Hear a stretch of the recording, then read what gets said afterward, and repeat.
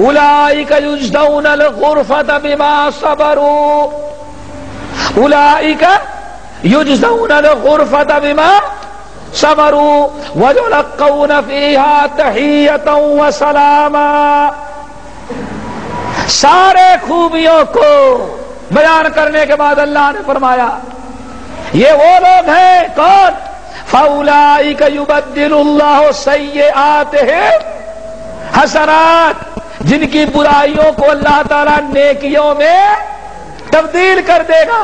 اور آگے اولئک یجزون الغرفۃ بما صبروا، یہی لوگ ہیں اللہ فرماتے یہ میرے بندے ہیں، اولئک یجزون الغرفۃ بما صبروا، دنیا میں جو انہوں نے برائیوں سے بچنے میں صبر سے کام لیا تھا اسی صبر کے بدلے انہیں یہ جنت کا محل عطا کیا جا رہا ہے۔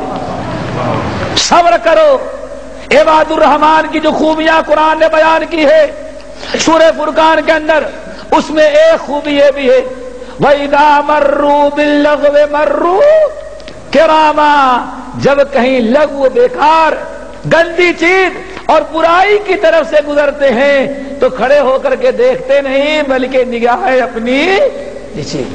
اور اب زمانہ لوگ کہتے بہت سارے لوگ پڑھنا نہیں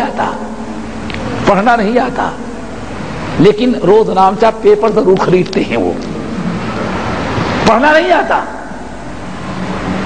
پڑھنا ایک لفظ نہیں کیا لکھا ہے، امریکہ کی کیا خبر ہے، جاپان کی کیا ہے، چین کی ہے، ہندوستان کی نہیں۔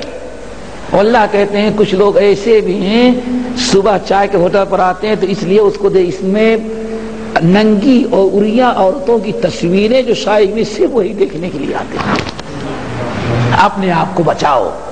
تین آنکھوں میں سے پہلی آنکھ جو حرام چیزوں کو دیکھ کر کے نیچے ہو جائے۔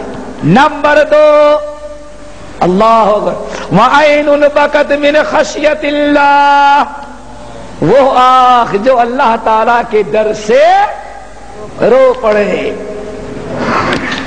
جو آنکھ اللہ تعالی کے ڈر سے رو پڑتی ہے، اپنے گناہوں کو یاد کر کے، عذاب قبر، حساب کتاب کے مناظر کو اپنے سامنے رکھ کر کے سوچ کر کے رو پڑتی ہے جو آنکھ، اللہ تعالیٰ اس آنکھ کے اوپر بھی جہنم کا دھواں حرام، وہ بھی کیسا حرام معلوم ہے؟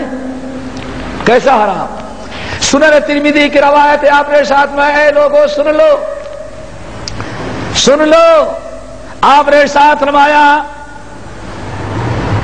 وہ آنکھ جو اللہ تعالیٰ کے ڈر سے رو دیتی ہے، جو آنکھ اللہ تعالیٰ کے ڈر سے رو دیتی ہے، جس آنکھ میں آنسو آ جاتے ہیں، اللہ تعالیٰ نے اس آنکھ کو، جس آنکھ کے لیے جہنم میں جانا اتنا دشوار اور محال بنا دیا ہے جتنا دودھ کو نکال لینے کے بعد دوبارہ دودھ کو تھن میں لوٹانا دشوار ہوتا ہے۔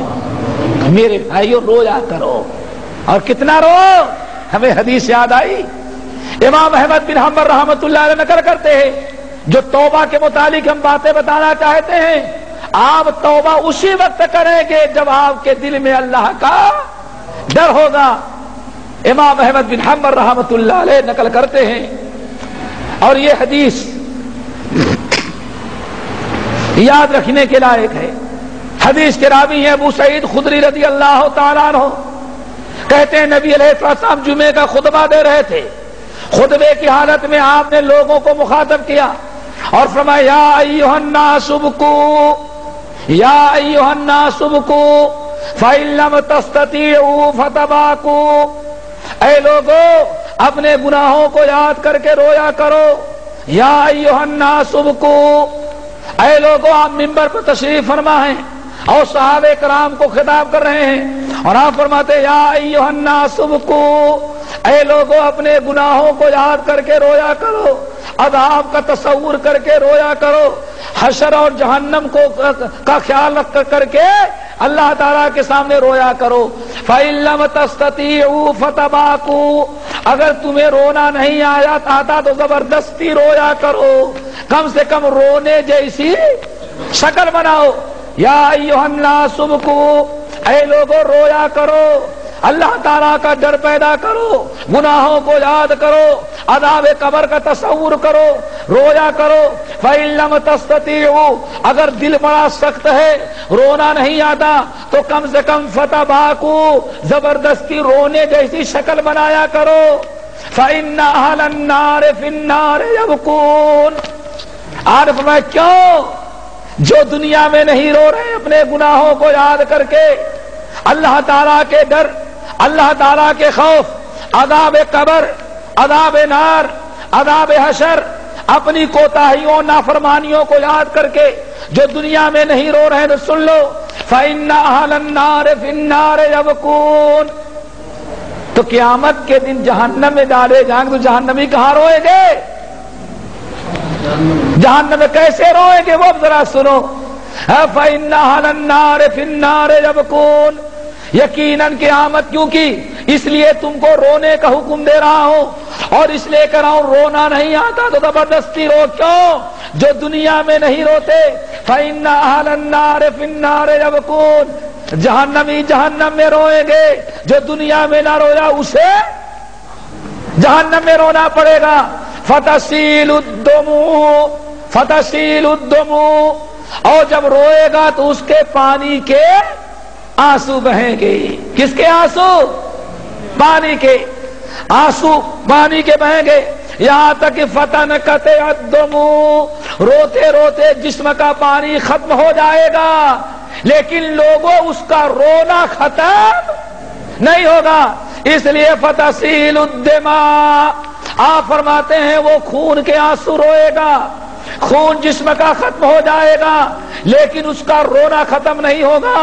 اس لیے دنیا میں رو لو، اللہ تعالیٰ کا خوف پیدا کر لو۔ جب خون بھی سوکھ گیا اور خون کے آنسو نہیں، تو آپ فرماتے ہیں اب تیسرے درجے پر پیپ کا آنسو بہائے گا وہ، اور پیپ کا آنسو جب بہائے گا، خون کے آنسو جب بہیں گے اور پانی کا آنسو جب بہے گا، آپ فرماتے کوئی معمولی آنسو نہیں ہوگے، آپ فرماتے اس کے رخسار پر دو نالیاں روتے روتے بن جائے گی، اور اپنے اللہ کی قسم اس کے خون کے آنسو، پانی کے آنسو، اس کے پیپ کے آنسو ایک گڈھے میں جمع ہوتا رہے گا، اور اس قدر آنسو اکٹھا ہو جائے گا۔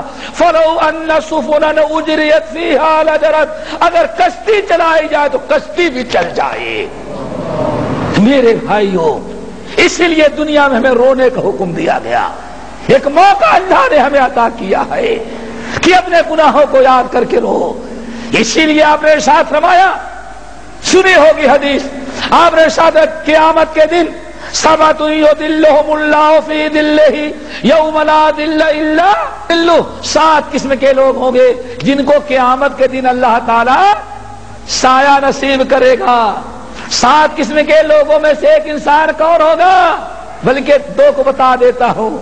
نمبر 1، 7 میں سے ایک، رجل قلبہ معلق بالمساجد، وہ انسان جس کا دل کس سے لگا ہے؟ کس سے لگا ہے؟ اور کہیں انڈیا پاکستان کا میچ ہونے لگے تو مسجد والوں کا دل مسجد میں بھی آگے کدھر لگا ہے؟